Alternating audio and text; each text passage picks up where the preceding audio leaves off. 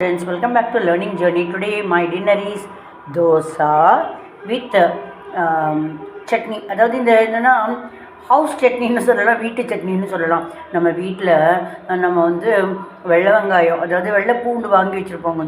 அது கொஞ்சம் எடுத்துகிட்டு ஐயோ கொஞ்சம் யூஸ் பண்ணிக்கலாமே அப்படின்னு அது கொஞ்சம் கொத்தமல்லி கருவேப்பிலையெல்லாம் வாங்கி வச்சுருப்போம். அது கழுவிட்டு அது சில இதெல்லாம் அப்படி கொத்தமல்லி கருவேப்பிலை பூண்டு புளி பச்சை மிளகா போட்டு அரைச்சி, அதாவது என்னென்னு சொன்னேன் இல்லையா, கொத்தமல்லி கருவேப்பிலை பூண்டு புளி உப்பு எல்லாம் வச்சு அரைச்சி கொஞ்சம் தண்ணி விட்டு அரைச்சி அது செமையாக இருக்குது. அதில் வந்து புளி கொஞ்சோண்டு வச்சுருக்குறோம் இல்லையா, அதில் சிலதெல்லாம் லைட்டாக இனிப்பு இருக்கும்.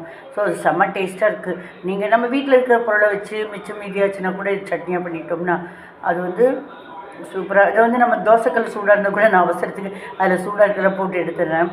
அதுலேருந்து அந்த மாதிரி இல்லைன்னா நம்ம வடை சட்டியில் கூட கொஞ்சம் தண்ணி ஊற்றி இதை கொதிக்க வச்சு கூட ஆஃப் பண்ணிக்கலாம். செம்மையாக இருக்குது. இருக்கிறத வச்சு சமைச்சு சாப்பிட்டுக்கிற மாதிரி இருக்குது. ட்ரை பண்ணுங்கள்.